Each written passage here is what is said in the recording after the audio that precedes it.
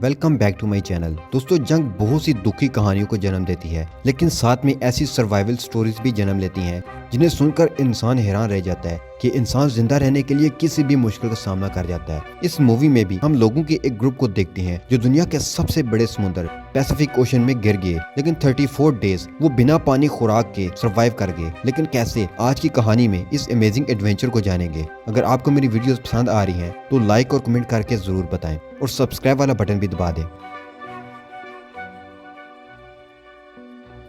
Movie शुरू होती है तो हम 1942 का सीन देखते हैं, जहां जापान ने अमेरिका के पर्ल हार्बर पर अटैक किया था और इस अटैक के बाद अमेरिका भी वर्ल्ड वार 2 में शामिल हो गया था और वो किसी भी कीमत पर जापान से बदला लेना चाहता था। इसलिए यूएस नेवी के बहुत सारे एयरक्राफ्ट साउथ पैसिफिक के अंदर जितने भी जापान के बहरी बेड़े थे उन्हें तबाह करने के लिए चल पड़े। इसी में एक एयरक्राफ्ट होता है जिसके अंदर 3 लोग होते हैं, एक पायलट हारोल्ड और बम फेंकने वाला टोनी जीन जो कि रेडियो मैन था। जब ये लोग वापस आ रहे होते हैं तो ये आसमान पर बादलों के बहुत ऊपर होते हैं और ये लोग रास्ता भूल जाते हैं और उनका फ्यूल टैंक भी आहिस्ता आहिस्ता खाली हो रहा होता है। जीन रेडियो से कांटेक्ट करके रास्ता पूछने की कोशिश करता है, लेकिन सिग्नल साफ ना होने की वजह से उसे आवाज अच्छे से सुनाई नहीं देती और तभी उसे रेडियो पर जापानीज की आवाज सुनाई देती है। वो तार निकाल देता है। वो फिर कांटेक्ट करने की कोशिश करता है, लेकिन उनका फ्यूल कम हो रहा होता है और उनका पायलट हैरोल्ड कहता है कि तुम्हें दोबारा से कांटेक्ट करने की कोशिश करनी होगी और वो दोबारा से कोशिश करता है, लेकिन उनका कांटेक्ट फिर भी नहीं हो पाता। अब हैरोल्ड के पास इस बड़े समुद्र पर लैंडिंग करने के अलावा और कोई रास्ता नहीं था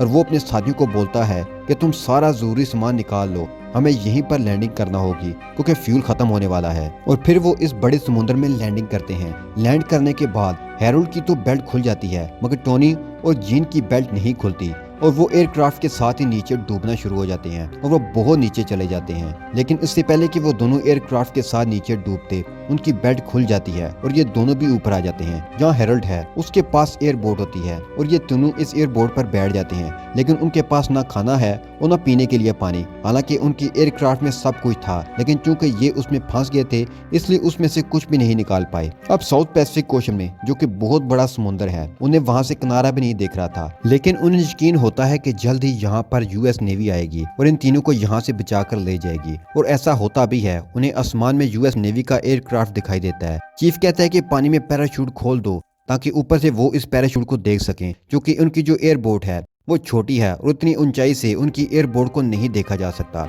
उनके पास पैराशूट नहीं होता। वो समुद्र में एयरक्राफ्ट के साथ डूब चुका होता है और ना ही उनके पास फ्लेयर गन होती है जिसे चलाकर ये लोग इशारा दे सकें कि यहाँ पर हैं। ये तीनों अपनी लाइफ जैकेट निकालते हैं और उसे हिलाते हैं और साथ ही चलाते भी हैं, मगर वो एयरक्राफ्ट इतनी दूर होता है कि वो उन्हें देख नहीं पाता और वो वापस चला जाता है। हैरोल्ड, जो कि पायलट होता है, वो कहता है कि ये हमें यहाँ पर ढूंढने के लिए आए थे और ये हमारे पास आखिरी मौका था। फिर टोनी कहता है कि वो इस अजीम समुद्र में हमें ऐसे नहीं छोड़ सकते। हैरोल्ड कहता है कि वो एक ही जगह पर बार बार ढूंढने के लिए नहीं आएंगे, यानी कि अब उन्हें खुद ही इस जगह से कुछ भी करके निकलना होगा। लेकिन हैरोल्ड, जो इनमें सीनियर है, वो जानता है कि सब यहाँ पर फंस चुके हैं। वो सबको कहता है कि अपने जूते उतार दो क्योंकि सफर बहुत लंबा होने वाला है। और ये तीनों अपने जूते निकाल लेते हैं और उनकी एयरबोट इतनी छोटी है कि उसमें कोई भी सामान रखने की जगह नहीं होती। हैरोल्ड कहता है कि हमें अपने जूते फेंकने होंगे। उसके बाद टोनी और जेन अपने जूते समुद्र में फेंक देते हैं, लेकिन हैरोल्ड अपने जूते नहीं फेंकता। ये देखकर वो दोनों हैरान हो जाते हैं।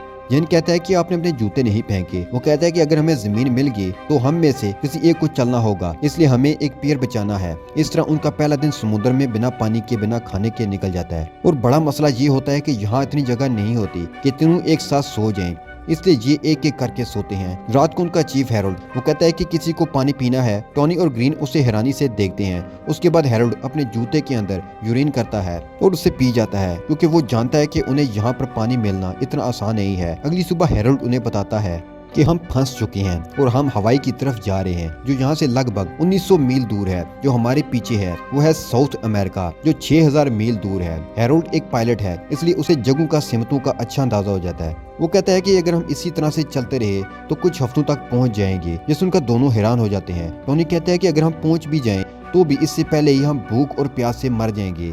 जेन कहता है कि यहाँ पानी में बहुत सारी मछलियाँ हैं, हमें कुछ करना होगा। अब उनके पास जो थोड़ा सामान होता है उसमें गन की मैगजीन भी होती है और गन की मैगजीन के अंदर स्प्रिंग भी होता है और ये उस स्प्रिंग से मछली पकड़ने का कांटा बना लेते हैं और उस कांटे को पानी में डालते हैं। और तभी उनके कांटे में कुछ फंस जाता है। ये उसे खींचने की कोशिश करते हैं। जब ये उसे खींचते हैं तो उनकी रस्सी टूट जाती है और कांटा नहीं होता। जेन कहता है कि पानी में कोई हमसे भी ज्यादा भूखा है। हालांकि वो समुद्र में है, पानी में है, मगर यहाँ गर्मी बहुत ज्यादा होती है, इसलिए जेन पानी में कूद जाता है। वो कहता है कि मैं अब और गर्मी बर्दाश्त नहीं करूंगा। उसके पीछे टोनी भी कूदने वाला होता है, लेकिन हैरोल्ड उसे रोक देता है। वो कहता है कि मैंने सुना है कि इस पानी में शार्क है, और जब ये बात जेन को बताते हैं तो वो जल्दी से वापस अपनी बोट में आ जाता है। उसका मतलब है कि ये लोग अब पानी में नहीं जा सकते। धीरे धीरे वक्त गुजरता है और अब उन्हें बोट पर पूरे 5 दिन हो जाते हैं। 5 दिनों से ना उन्होंने पानी का एक घूंट पिया है और ना ही नवाला खाया है। तीनों के तीनों बहुत कमजोर हो जाते हैं और जब टोनी बर्दाश्त नहीं कर पाता तो वो समुद्र का पानी पीने की कोशिश करता है, लेकिन हैरोल्ड उसे रोक लेता है। वो कहता है कि ये पानी तुम्हारे जिस्म को और भी सुखा देगा। दरअसल उनके यहाँ फंसने की सबसे बड़ी वजह हैरोल्ड होता है, जो कि उनका पायलट है। वो वेस्ट की तरफ जा रहा होता है। वो जीन से कंफर्मेशन मांगता है कि हम सही जा रहे हैं, और रेडियो पर जीन को बताया जाता है कि तुम्हें ईस्ट जाना है, पर वो रास्ता खो देते हैं और पेट्रोल खत्म होने की वजह से अब वो इस समुद्र में फंस चुके हैं। अब अचानक से हैरोल्ड को याद आता है कि उसकी शर्ट की जेब में एक पेंसिल है, जिससे वो बहुत खुश हो जाते हैं। वो पेंसिल निकाल लेता है और कहता है कि हम चार्ट बना सकते हैं, जिससे हम ये पता कर सकते हैं कि हम एग्जैक्टली अब कहाँ हैं। उसके बाद वो अपनी राफ्ट यानी अपनी बोट पर ही एक चार्ट बनाना शुरू कर देते हैं, और चार्ट बनाने के बाद जब उसे अपनी डायरेक्शन का पता चलता है तो उन्हें ये भी पता चलता है कि हमें अपनी बोट को हवा के साथ बहने से रोकना होगा। तो वो लाइफ जैकेट से और उनके पास जो और सामान होता है उससे एक लंगर बनाते हैं, जिससे उनकी बोट एक जगह पर स्टेबल हो जाएगी, और जब ये उसे निकालेंगे तब ये उसी सीमत में जाएगी जिस तरफ हवा चल रही होगी, और ऐसा करने से ये उस तरफ जा सकते हैं जिस तरफ ये जाना चाहते हैं। ये लंगर बनाकर पानी में डाल देते हैं, जिससे उनकी बोट स्टेबल हो जाती है, और उसके बाद ये दुआ करने लगते हैं। दुआ करने के बाद जीन कहता है कि हमने जिंदगी में सभी काम अच्छे नहीं किए, लेकिन हमें आपकी मदद की जरूरत है। हैरोल्ड अपने खुदा से मांगता है इस समुद्र में भी बोट्स चल रही हैं, सबकी हिफाजत करना, और इन सभी बोट्स में से एक बोट हमारी भी है। टोनी कहता है कि जैसा कि मेरे दोस्तों ने कहा, बिल्कुल सही कहा, लेकिन हमें यहाँ सबसे ज्यादा जरूरत बारिश की है। अब बारिश कर दें, लेकिन बारिश नहीं होती। इस पर टोनी नाउम्मीद हो जाता है। जीन कहता है कि खुदा को थोड़ा सा वक्त तो दो। अब रात हो जाती है और जब सब सो रहे होते हैं तभी बारिश होने लगती है, और आज कई दिनों के बाद उन्होंने पानी का एक घूंट पिया है, जिससे उन्हें बहुत राहत मिलती है, क्योंकि इनकी पूरी बॉडी डिहाइड्रेट हो चुकी। अगली सुबह दिखाया जाता है कि जीन कई दिनों से मछली पकड़ने की कोशिश कर रहा होता है, लेकिन वो एक भी मछली नहीं पकड़ पाता। हैरोल्ड उसे कहता है कि मैंने तुम जैसा सब्र रखने वाला मछेरा आज तक नहीं देखा। तुम पिछले 1 हफ्ते से मछली पकड़ने की कोशिश कर रहे हो, लेकिन तुम 1 हफ्ते में एक भी मछली नहीं पकड़ पाए। जेन कहता है कि जहाँ से मैं आया हूँ वहाँ एक कहावत है, you don't catch you don't eat. मगर जेन खुद भी फ्रस्ट्रेटेड हो चुका है। वो अपनी जेब से चाकू निकाल लेता है। हैरोल्ड उसे कहता है कि मैंने तुम्हें कितनी मर्तबा समझाया है कि इस चाकू को अपनी जेब में रखना, क्योंकि हमारे पास सिर्फ एक ही चीज है जो राफ्ट है। अगर उसमें छेद हो गया तो हम सब डूब के मर जाएंगे। लेकिन जेन उसकी बात नहीं सुनता और वो पानी में मछली का इंतजार करना शुरू कर देता है। और जैसे ही उसे पानी में मछली दिखती है वो उस पर वार कर देता है, लेकिन उसे लगता है कि उसने राफ्ट पर चाकू मार दिया है। वो कहता है कि मुझसे गलती हो गई, मैंने राफ्ट पर चाकू मार दिया। हैरोल्ड उसे कहता है कि चाकू को निकालना मत, क्योंकि अगर उसने चाकू निकाल दिया तो पानी राफ्ट के अंदर भर जाएगा और इस तरह से ये अपनी राफ्ट को खो देंगे। लेकिन फिर जेन देखता है कि उसने चाकू एक शार्क फिश के बच्चे को मारा होता है, और फिर वो उसे ऊपर राफ्ट के अंदर खींच लेते हैं और फिर सब मिलकर उस शार्क के बच्चे को मार देते हैं, और उसके पेट से कई सारी छोटी मछलियां भी निकलती हैं। इस तरह से पूरे हफ्ते के बाद उन्हें खाना खाने के लिए मिलता है, जिससे न सिर्फ उन्हें खुशी होती है बल्कि उनके जिस्म में ताकत भी आती है। हैरोल्ड कहता है कि मैं अब घर जाऊंगा, मेरी बीवी मुझसे बहुत नाराज होगी। वो इन दोनों से पूछता है कि क्या तुम दोनों की शादी हो गई है। दरअसल ये तीनों एक दूसरे को इस तरह जाती तौर पर नहीं जानते। टोनी कहता है कि मेरी शादी नहीं हुई, मगर मेरी एक गर्लफ्रेंड है। जेन कहता है कि ना मेरी शादी हुई है और ना मेरी कोई गर्लफ्रेंड है। टोनी कहता है कि तुम जब वापस जाओगे तो मेरी बहन को डेट कर लेना, वो बहुत खूबसूरत है। जब ये बातें कर रहे होते हैं तो ये देखते हैं कि बहुत सारी शार्क्स उनकी राफ्ट के पास घूम रही होती हैं। दरअसल उन्हें जिस शार्क के बच्चे को मारकर खाया है उसका कुछ खून पानी में गिर गया, जिसकी स्मेल से सारी शार्क्स यहाँ पर आ जाती हैं, लेकिन वो उनकी राफ्ट को कुछ नहीं करती। वो सब की सब वापस चली जाती हैं। साउथ पैसिफिक शार्क मछलियों के लिए मशहूर है और वो कभी भी उनकी राफ्ट को गिराकर उनको खत्म कर सकती हैं, लेकिन उनकी किस्मत अच्छी होती है, इसलिए ये सब बच जाते हैं। हालांकि उन्होंने खाना खा लिया है, उन्हें पानी भी मिल चुका है, लेकिन जैसे जैसे दिन गुजरते हैं ये फिर से कमजोर होना शुरू हो जाते हैं।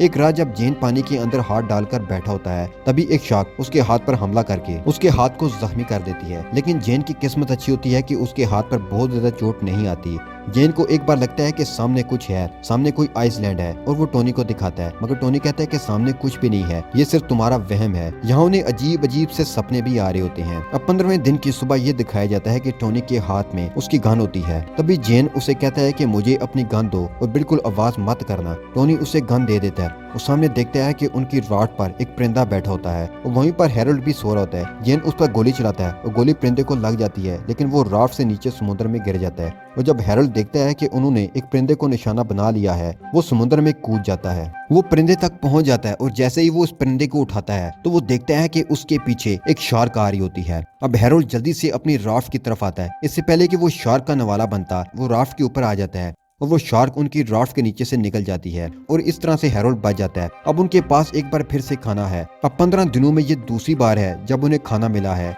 लेकिन जैसे जैसे दिन गुजर रहे होते हैं उसका असर उनके दिमाग पर भी हो रहा होता है। इन सबको अजीब अजीब सपने आते हैं। अब उन्हें यहाँ पर 20 दिन हो जाते हैं। जब सुबह हैरोल्ड उठता है तो वो देखता है कि कोई भी ड्यूटी पर नहीं होता, यानी कोई भी हवा का रुख नहीं देख रहा।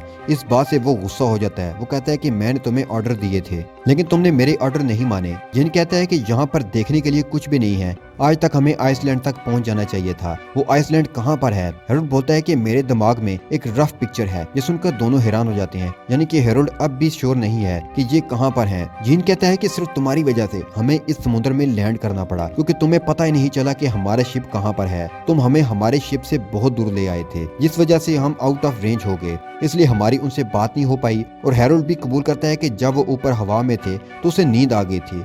वो कुछ सेकंड के लिए सो गया था और जब तक उसकी आंख खुली वो बहुत दूर आ चुके थे। उन्हें नहीं पता था कि वो कहाँ पर हैं और पेट्रोल खत्म होने की वजह से उन्हें समुद्र में लैंड करना पड़ा। अब तीनों यहाँ पर फंस चुके हैं। इस सब के पीछे गलती सिर्फ हैरोल्ड की थी।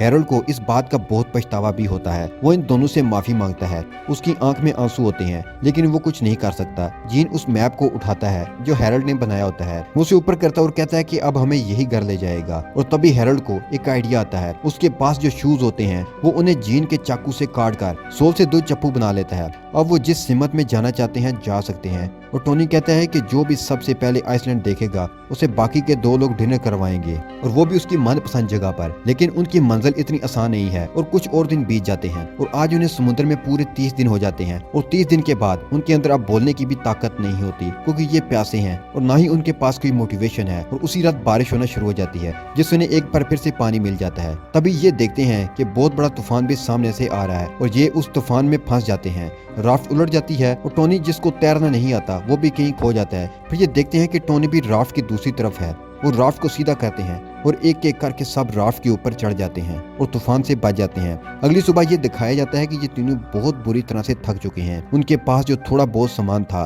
वो रात को समुद्र के तूफान में कहीं खो जाता है। इन लोगों ने भी मान लिया है कि अब वो बचने वाले नहीं हैं। वो इस राफ्ट के ऊपर जिंदा लाश की तरह पड़े हुए हैं और उन्हें अपने घर की भी याद आ रही होती है। हैरोल्ड अपनी बीवी को याद कर रहा होता है, जिनको टोनी की बहन समुद्र पर बैठी दिखती है। उसे हेलुसिनेशन होता है। जिस तरह टोनी ने अपनी बहन का डिस्क्रिप्शन दिया था उस हिसाब से वो उसकी इमेज बना लेता है और वो कहता है कि मुझे लगता है कि मुझे तुम्हारी बहन से प्यार हो गया है। टोनी कहता है कि तुम दोनों एक ग्रेट कपल बनते। हैरोल्ड ये सब सुनकर बहुत दुखी होता है। वो कहता है कि मुझे नहीं पता था कि ये सब इस तरह से एंड होगा, मुझे माफ कर देना। तभी टोनी बड़ी मुश्किल से बैठता है और कहता है कि हम बहुत दूर आ चुके हैं, इस तरह से हम हार नहीं मान सकते। और उसके बाद वो अपने हाथ से चप्पू चलाना शुरू कर देता है और उससे देखकर ये दोनों भी बैठ जाते हैं और वो भी ऐसे ही करते हैं। और ये अपने आप को कितना ही मोटिवेट क्यों ना कर लें, उनके जिस्म में बिल्कुल भी ताकत नहीं होती। और 34 डेज बाद जब ये बुरी तरह से बेहाल हो चुके होते हैं, ये लगभग मर चुके होते हैं, उनमें बात करने की भी हिम्मत नहीं होती। और इसी हालत में टोनी कहता है कि मैंने सपना देखा जिसमें बहुत बड़ा खेत देखा। हैरोल्ड कहता है कि ये सपना मैं 2 बार देख चुका हूँ। उसके बाद हैरोल्ड समुद्र का थोड़ा सा पानी उठाकर पीना शुरू करता है। दरअसल उसने मान लिया है कि वो नहीं बचेंगे। तभी उसके सामने लेटा हुआ जीन कहता है कि मुझे सामने कुछ हरा हरा दिखाई दे रहा है। जब ये तीनों उठकर देखते हैं तो ये एक आइसलैंड होता है। ये देखकर उन सब के अंदर एक खुशी, एक ताकत आ जाती है, क्योंकि 34 डेज समुद्र में गुजारने के बाद एक छोटे से आइसलैंड पर पहुंच गए हैं। ये सब नाव को हाथों से उस तरफ धकेलना शुरू कर देते हैं और कुछ ही देर बाद ये तीनों समुद्र के किनारे पर पड़े होते हैं। 34 डेज के बाद उन्होंने जमीन को देखा तो उसे छुआ था। ये बहुत खुश होते हैं और वहीं किनारे पर 2 झोंपड़े भी होते हैं। ये तीनों उस तरफ चल पड़ते हैं और इस तरह से इस तकलीफदेह मुस्तकिल सफर को खत्म करके तीनों 20 फरवरी 1942 को पोकपोका नाम के बीच पर पहुंच जाते हैं। इन तीनों की जान इसलिए बची क्योंकि उन्होंने इतने मुश्किल सफर में भी कभी उम्मीद नहीं छोड़ी। और उम्मीद एक ऐसी चीज होती है जो कि जिंदगी में लड़ना सिखाती है, आगे बढ़ना सिखाती है, और इसी वजह से ये बच गए। आखिर में बताया जाता है कि इन तीनों ने 1000 माइल से भी ज्यादा का सफर इस छोटी सी राफ्ट में किया था और हेरोल्ड को नेवी ने अवार्ड भी दिया था क्योंकि उसने इस मुश्किल सफर में अपने क्रू को बहुत अच्छे से लीड किया था। लेकिन उसके बाद उसने कभी भी कोई एयरक्राफ्ट नहीं उड़ाया। टोनी जब पूरी तरह से ठीक हो गया तो उसने अपना कैरियर नेवी में ही जारी रखा और 1986 में जब उसकी मौत हुई तो उसकी राफ्ट को समुद्र के ऊपर से छोड़ दिया गया। जी ने भी वार के दौरान रेडियो मैन का काम किया और 1946 में उसने टोनी की बहन फ्रांसिस से शादी कर ली और आखिर में उनकी असल तस्वीर भी दिखाई जाती है जिससे पता चलता है कि इन तीनों ने 34 डेज समुद्र में कितना मुश्किल वक्त गुजारा।